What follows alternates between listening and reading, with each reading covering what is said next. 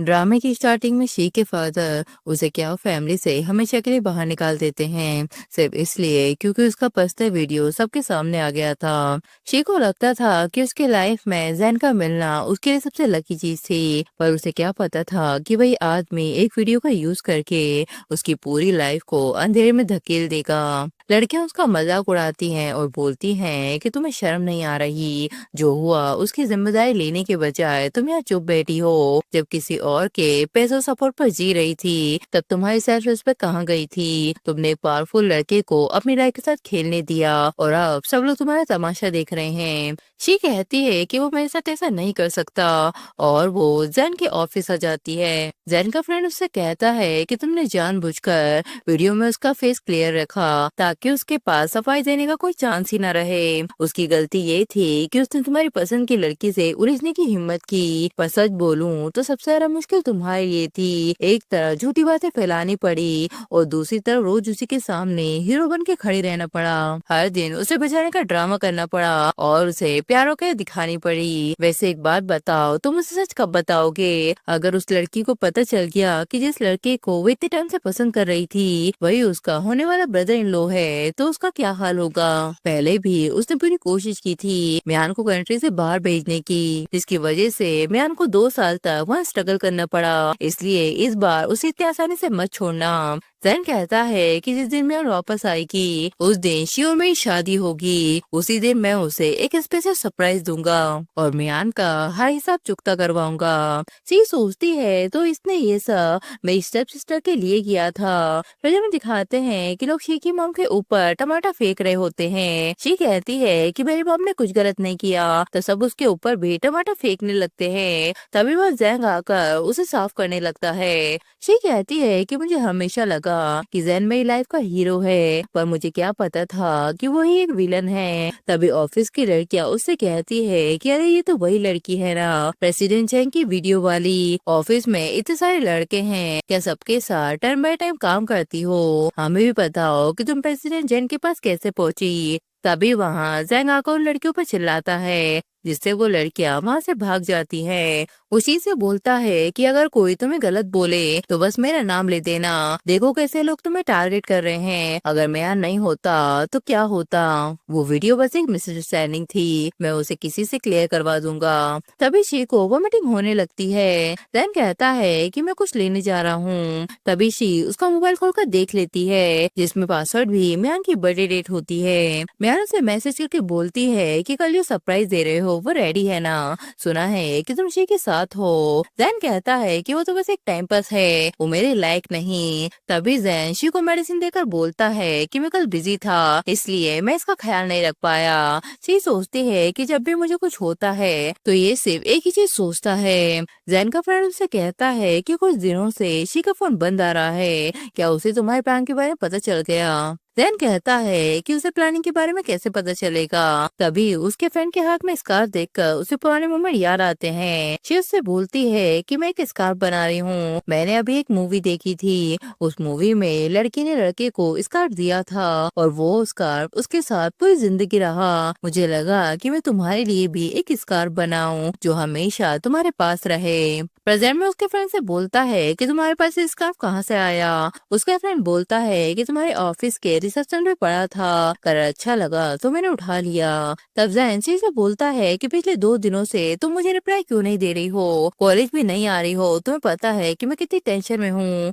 She बोलती है कि घर में वेलकम पार्टी चल रही है और कल हमारी एनिवर्सरी भी है, मुझे डर था कि डैड मुझे बाहर नहीं जाने देंगे इसलिए मैं घर पर ही रही। वैसे एनिवर्सरी की गिफ्ट का क्या सीन है? जैन कहता है कि सब कुछ रेडी है, मैं तुम्हें एक बड़ा सरप्राइज दूंगा। तभी शी ड्रेस को पहनकर बोलती है कि कल के बाद ये ड्रामा यही खत्म कर देंगे, उसके बाद हम दोनों के बीच कोई भी रिश्ता नहीं रहेगा। फिर हमें पार्टी का सीन दिखाते हैं। जैन शी से बोलता है कि तुम मुझे इग्नोर क्यों कर रही हो? शी बोलती है कि सीईओ को भी इतनी जलन होती है। तब जैन उसे पकड़ के किस करने लगता है और कहता है कि मुझे ज्यादा ड्रामा पसंद नहीं। तभी वहाँ टोंग आकर कहता है कि ब्रदर तुम यहाँ हो, म्यान तुम्हें हर जगह ढूंढ रही है। शी बोलती है तो तुम मेरी बहन को भी जानते हो? जैन बोलता है कि हाँ, जो एनिवर्सरी सरप्राइज मैंने बनाया है वो तुम्हें मिलने ही वाला है। इसके बाद मियांशी से बोलती है कि तुम यहाँ चुप क्यों बैठी हो, सुना है कि तुम्हारा जैन का एक वीडियो वायरल हो रहा है, तुम्हें लगता है कि ऐसे तरीकों से तुम उसका दिल जीत पाओगी। अब सच सुन लो, उसे तुम बिल्कुल भी पसंद नहीं हो। मैंने उसे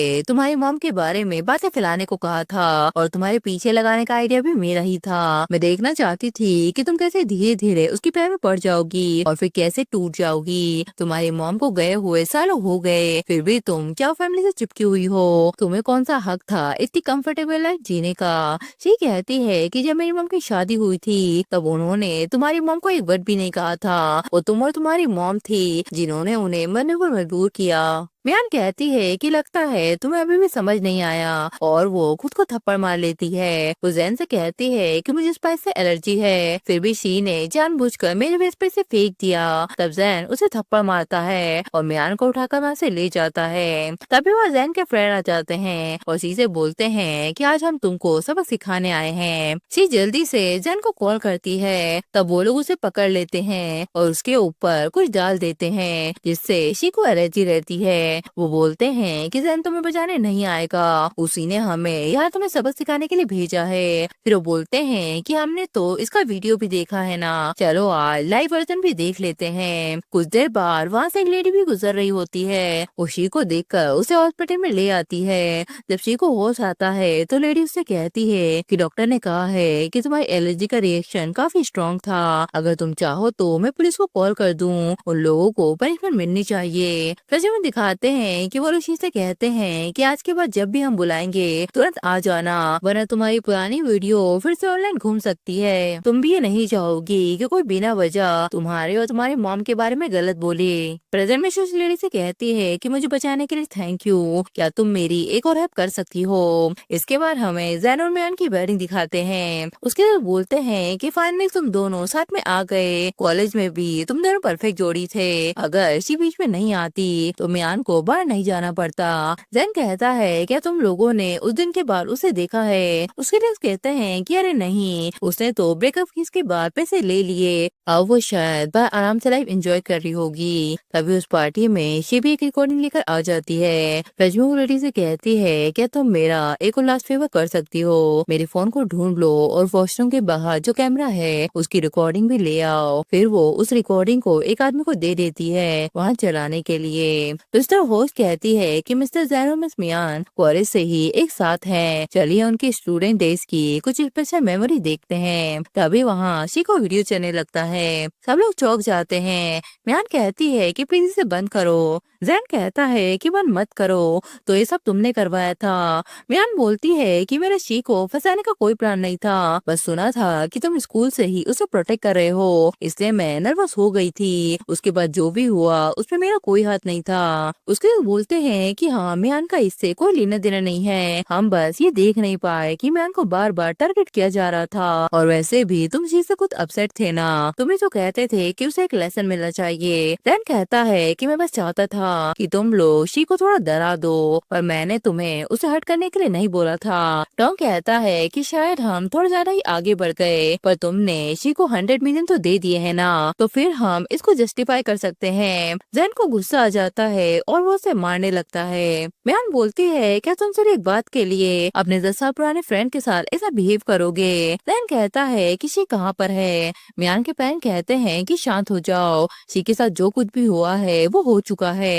पर इसमें मियान का कोई रोल नहीं था। मियान कहती है कि तुम तो मुझसे सबसे ज्यादा प्यार करते थे ना, जब तुम 7 साल के थे तुमने अपनी बीमार मम की कसम खाकर मुझसे प्रॉमिस किया था कि तुम हमेशा मुझे प्रोटेक्ट करोगे। तब जैन फिर भी शी के बारे में पूछता है। मियान के बोलते हैं कि मैंने उसे अब्रॉड भेज दिया है। जैन कहता है कि मैं अभी एयरपोर्ट जा रहा हूँ उसे रोकने के लिए। मियान कहती है कि तुम कहीं नहीं जाओगे, अगर तुम यहाँ से गए तो मैं खुद को मार लूंगी, तुम्हारे बिना रहना मेरे लिए इम्पॉसिबल है।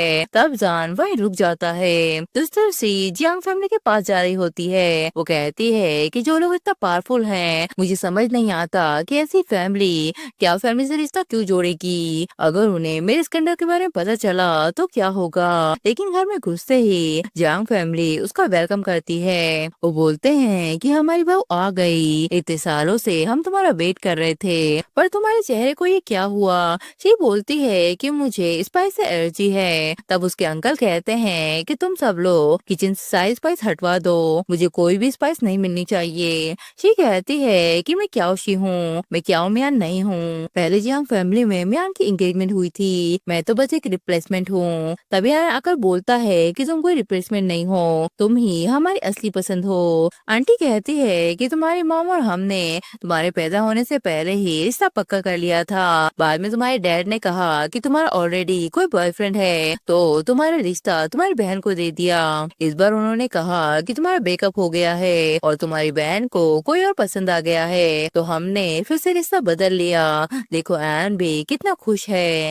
ये सोचती है कि मैंने तो सुना था कि उस एक्सीडेंट के बाद से वो देख नहीं पाता और थोड़ा अजीब सा भी हो गया था, पर अब तो बिल्कुल नॉर्मल लग रहा है। एंड कैट कहते हैं कि अब तुम लोग बातें करो, हम बाहर जा रहे हैं। तब शी उसे पकड़ने के लिए आगे बढ़ती है। एंड कहता है कि फिक्र मत करो, मैं कोई अंधा नहीं हूँ। शी कहती है कि मेरे साथ काफी अजीब चीजें हुई हैं, शायद वो तुम्हें और अंकल आंटी को डिसअपॉइंट करें। एंड कहता है कि मुझे नहीं लगता कि कोई भी चीज इतनी शॉकिंग हो सकती है। शी कहती है कि हमारी शादी के बारे में तुम्हें सीरियसली सोचना चाहिए। एंड कहता है कि शादी एक इम्पोर्टेंट डिसीजन होता है, तुम्हारे लिए मैं बस एक स्ट्रेंजर हूँ, पर मैं सच में तुमसे शादी करना चाहता हूँ। शी कहती है पर तुम्हारे पेरेंट्स ऑलरेडी 1 महीने के बाद फंक्शन की प्लानिंग कर रहे हैं। एंड कहता है कि वो सिर्फ फंक्शन होगा, तुम जियांग फैमिली की बहू बन सकती हो या फिर उनकी खोई हुई बेटी। मेरे पेरेंट्स और तुम्हारी मॉम बचपन से ही साथ बड़े हुए हैं, वो तुम्हें हर हाल में अपना मान के रखना चाहते हैं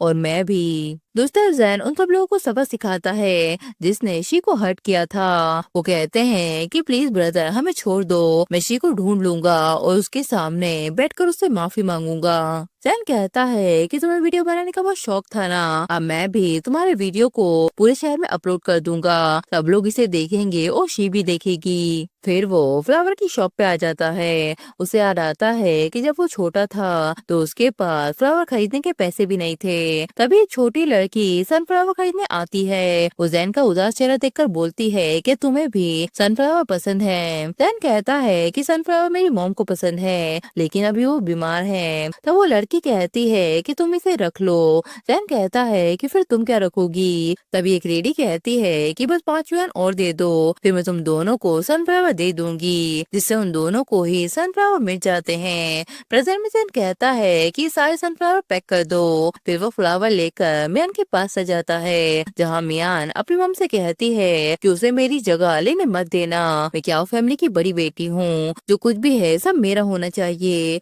उसकी मम कहती है कि जब हम क्याओ हाउस में आए थे तभी उसकी मॉम को शी को लेकर चले जाना चाहिए था, पर वो कहीं नहीं गई और आखिर में स्ट्रेस में मर गई। मियान बोलती है कि अच्छा ही हुआ कि वो नहीं गई, उसकी मॉम की प्रॉपर्टी भी अब हमारी हो गई है, मुझसे जो भी गलती हुई थी उसका सारा ब्लेम शी ने ले लिया। जैन को लगता है कि मैं अब्रॉड इसलिए गई क्योंकि शी ने डैड से मेरी कंप्लेन की थी। उसकी मॉम कहती है कि सुना है शी को ब्रेकअप के नाम पर 100 मिलियन मिलने वाले थे। मियान कहती है कि उसे एक भी पैसा नहीं मिला, मैंने पहले ही उसका कार्ड बदल दिया था, अब वो सारे पैसे मेरे अकाउंट में हैं। ये सुन के जैन चौंक जाता है। दोस्तों शी आयन को अपने पास के बारे में बताती है कि जब मैं 3 साल से भी छोटी थी तब हमारा घर बहुत रिच था और मेरे पेरेंट्स भी मुझसे बहुत प्यार करते थे, लेकिन मेरे तीसरे बर्थडे पर सब कुछ बदल गया। उसी दिन मियान की मॉम मियान को लेकर हमारे घर पर रहने आ गई। सेक्रेटरी भी जैन को शी के पास के बारे में इंफॉर्मेशन दे रहा होता है कि मियान और उसकी मॉम क्या फैमिली में रहने लगी।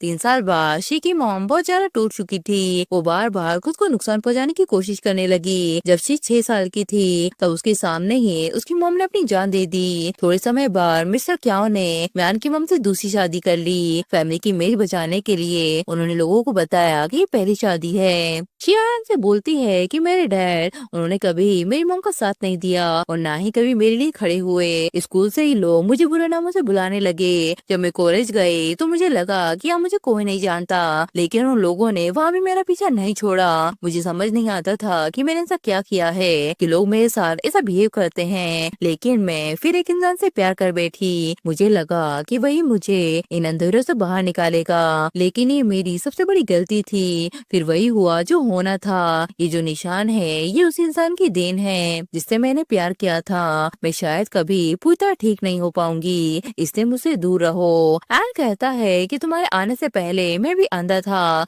लेकिन अब मैं ठीक हो गया हूँ। चलो मैं तुम्हें खुद को बचाना सिखाता हूँ। अगर कोई फिर से तुम्हें बुली करे तो तुम दूसरों का इंतजार मत करना और खुद के लिए खुद खड़े होना।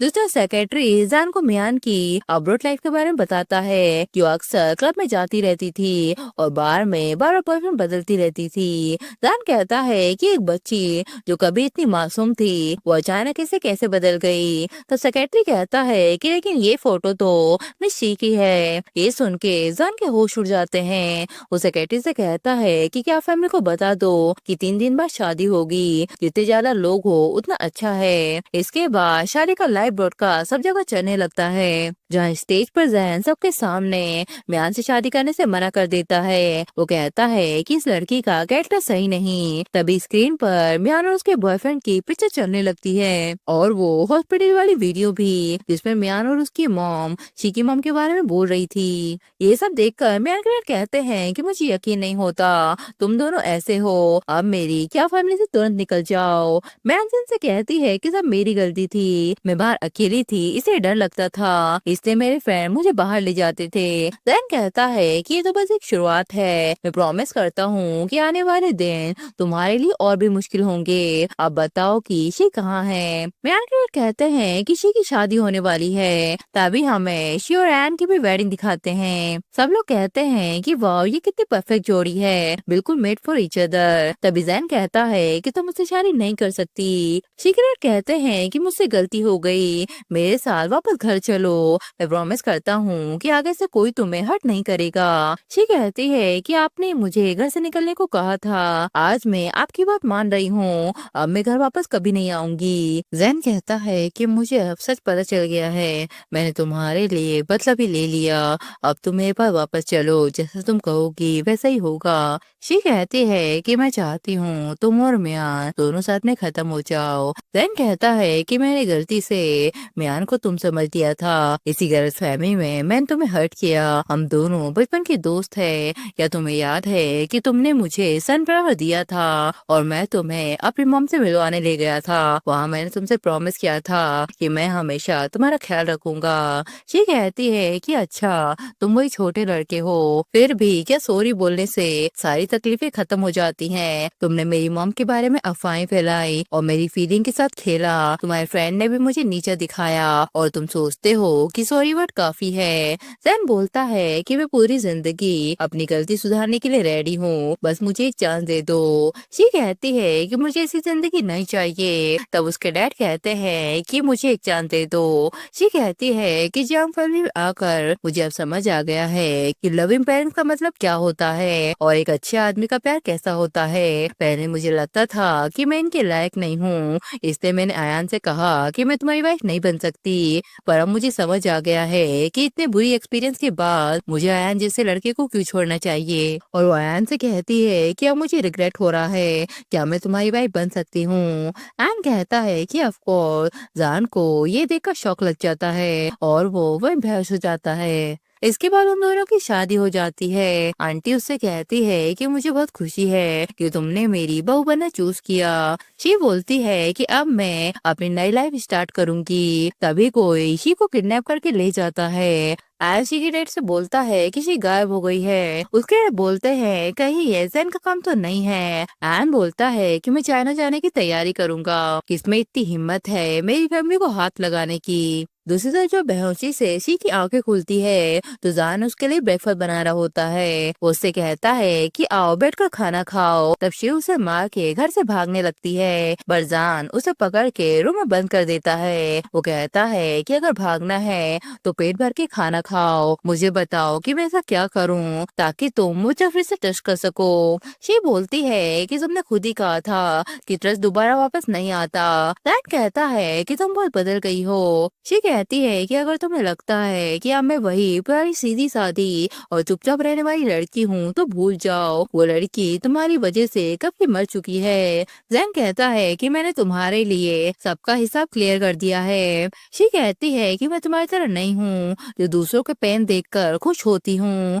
जैन कहता है कि अगर मेरे मरने से तुम खुश होती हो तो मैं खुद को भी खत्म कर लूंगा, जिस पर शी उसे रोक देती है। जैन कहता है कि मुझे पता था तुम मुझसे प्यार करती हो, तुम मुझे हर्ट होते हुए नहीं देख सकती। शी कहती है कि तुम मेरी सोच से भी जरा हार्टलेस निकले, कि तुम्हारे इतने सालों के दोस्त थे और वो लड़की जिससे तुम इतने सालों से प्यार का ड्रामा करते रहे तुम्हारे लिए कोई भी मैटर नहीं करता, तुम पल भर में सब बदल देते हो। मैंने तुम्हें बचाया क्योंकि मैं किसी को भी अपनी आंखों के सामने गलत स्टेप नहीं लेने दूंगी। इसका मतलब ये नहीं है कि मुझे तुमसे प्यार है। जैन सोचता है कि चाहे जो भी हो मैं तुम्हें वापस पुरानी सी बनाकर रहूंगा, मैं बेस्ट स्पेशलिस्ट को बुलाऊंगा और तुम्हारी यादें पीछे ले जाऊंगा। इसके बाद डॉक्टर शी से कहते हैं कि जान ने कहा है कि तुम बहुत ही स्ट्रेस में रहती हो, मैं तुम्हारी हेल्प करना चाहती हूँ ताकि तुम पुरानी बातें भूल जाओ और नॉर्मल लाइफ जी सको। शी कहती है कि ऐसा कुछ नहीं है, मैं कुछ भी भूलना नहीं चाहती,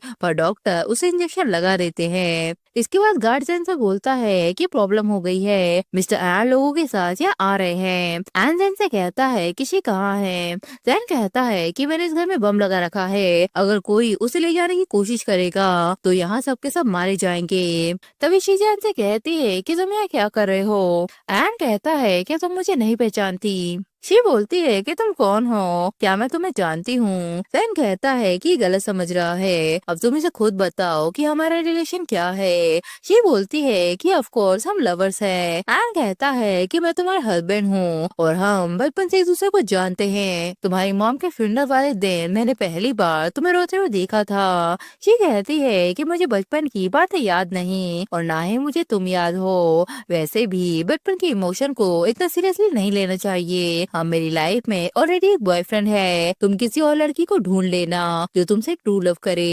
एन कहता है कि अगर तुम यही चाहती हो तो मैं यहाँ से जा रहा हूँ। तब जैन सी से कहता है क्या वो तुम्हारे लिए इतना इम्पोर्टेंट है, उसके लिए तुम मेरे साथ छोड़कर भी खड़ी रह सकती हो। सी बोलती है कि मुझे वो इतना पसंद है कि मैं उसके लिए कुछ भी कर सकती हूँ, तुम मुझे कंट्रोल करना चाहते हो। मैंने पहले ही कहा था कि जो लेसन तुमने मुझे सिखाया है वो मैं कभी नहीं भूलूंगी। जैन कहता है क्या तुम्हें वो अभी याद है। शी कहती है कि हाँ मुझे याद है कि उस टाइम मैं बहुत सैड थी और वो एक सनफ्लावर लेकर आया था मुझे चेयर अप करने के लिए। जैन कहता है क्या हम सब कुछ पहले जैसा नहीं कर सकते। शी कहती है कि बिल्कुल नहीं, ये वही बटन है ना जिसके बारे में तुम कह रहे थे। आयन इतना अच्छा लड़का है, मैं कैसे ऐसे अच्छे इंसान के साथ गलत होने दूंगी, अब हम दोनों साथ में मरेंगे। तभी वह आयन आकर उसे ऐसा करने से रोक देता है और उसे कहता है कि तुम मेरे साथ चलो। सेक्रेटरी कहता है कि जैन का दिमाग खराब हो गया है, 2 गाड़ियां ऑलरेडी पलट चुकी हैं और वो हमारी तरफ ही आ रहा है। तभी उनके सामने से एक गाड़ी आ जाती है और उनका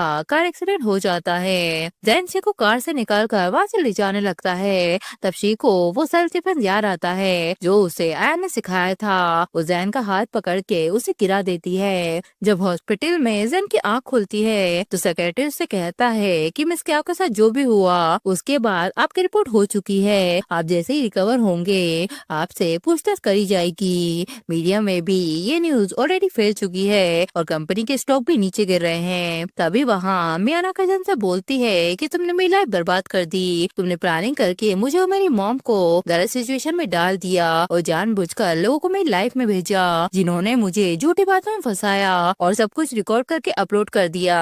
जैन कहता है पर ये सब तो तुम्हारे प्लान थे, ये सब तुम शी के साथ करना चाहती थी, इसलिए जो हुआ उसे एक्सेप्ट करो। मैम कहती है कि इसलिए मैं आई हूँ, आज सब खत्म ही कर देते हैं और जान को पकड़कर बाहर ले जाती है और डॉक्टर से कहती है कि शी को रूफटॉप पे आने के लिए कहो। जैन कहता है कि वो मुझे बचाने नहीं आएगी, वो मुझसे नफरत करती है। दोस्तों शी एन से कहती है कि तुम उस दिन चले गए थे ना, फिर तुम वापस क्यों आए। एन कहता है कि मुझे पता था कि तुम बहुत स्ट्रांग हो, मुझे नहीं लगता कि कोई तुम्हें बदल सकता है। शी कहती है पर अगर मैं तुम्हें सच में भूल जाती तो। एन कहता है तो भी मैं तुम्हें अपने साथ ले जाता, वो जैन तुम्हारे बिल्कुल भी लायक नहीं है। तभी सेक्रेटरी आकर कहता है कि मिस्टर जैन का कुछ इशू हो गया है। फिर वो लोग जैन के पास आ जाते हैं। मैन कहती है कि मुझे पहले से पता था कि तुम ऐसी हो, जैन ने तुम्हारे साथ इतना बुरा किया फिर भी तुम उसे भूल नहीं पाई। शी कहती है कि मैं उसके लिए यहाँ नहीं आई हूँ, मेरे लिए तुम दोनों एक जैसे हो।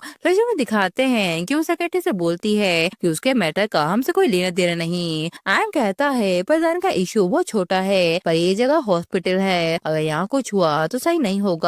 प्रजर में म्यान कहती है कि ये कौन है। शी बोलती है कि मेरे हस्बैंड है मिस्टर जियांग। म्यान कहती है कि ओ तो तुम्हें मिस्टर जियांग हो, तुम तो पहले पागल और अंधे थे ना।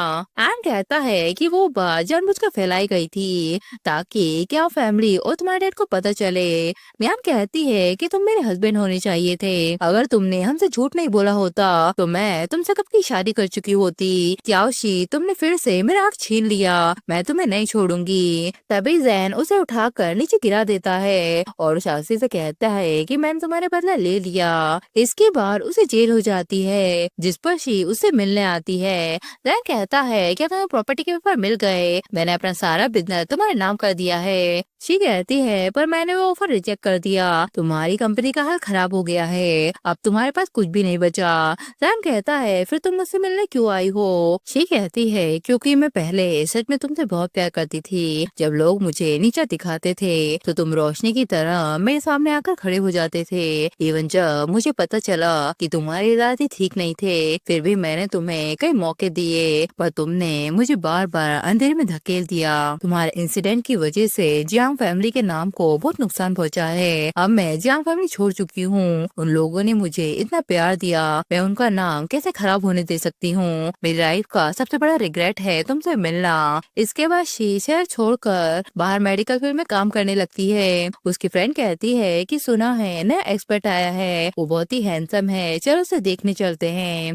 शी कहती है कि नहीं मुझे ऑलरेडी कोई पसंद है। उसकी फ्रेंड कहती है कि अरे देखो ना ये तो वही लड़का है, कितना लंबा और स्ट्रॉन्ग, पर ये मास्क क्यों पहनता है। तभी इसके बाद रात में जब वो नहा रहा होता है तब उसकी फ्रेंड शी को पकड़ के उसके पास ले जाती है उस लड़के की बॉडी देखने के लिए। तभी अयान पलट कर देखता है जिससे शी घबरा कर उठ जाती है। वो कहती है कि तुम यहाँ कब आए। एन कहता है कि आधा महीना हो गया है, मैं तुम्हें डिस्टर्ब नहीं करना चाहता था क्योंकि तुमने एक बार कहा था कि किसी का बचाना तुम्हारे लिए एक बुरा सपने जैसा था, इसलिए मैं ओवर स्मार्ट बन के खुद को तुम्हारा हीरो नहीं दिखाना चाहता था। शी बोलती है कि चलो मैं तुम्हें एक फ्रेंड से मिलवाना चाहती हूँ जो पेड़ों के पीछे छुपी थी। उसकी फ्रेंड कहती है कि ठीक है मैं मान लेती हूँ, तुम अच्छे दिखते हो इसलिए मैं थोड़ा ज्यादा एक्साइट हो गई थी, मैं शी को ले आई थी बस थोड़ा सा दिखाने के लिए जब तुम रेडी हो रहे थे। टेंशन मत लो, मैं बस ये देखना चाहती थी कि तुम कैसे लगते हो और क्या सच में इतने हैंडसम हो, अगर हाँ तो मैं तुम्हारी शी के साथ एक सिंपल सी डेट प्लान करने वाली थी। शी कहती है कि इसे ध्यान से देखो, ये मेरे हस्बैंड है और तुम्हारे ब्रदर इन लॉ है। उसकी फ्रेंड चौंक जाती है, वो कहती है तो तुम्हें ब्रदर इन लॉ पसंद आ गए थे, मुझे लगा कि कोई पुराना यूजलेस बंदा होगा जिसे तुम भूल नहीं पा रही हो, पर तुम्हारे हस्बैंड तो कितने गुड लुकिंग है, तुम उन्हें अकेले छोड़कर कैसे जा सकती हो।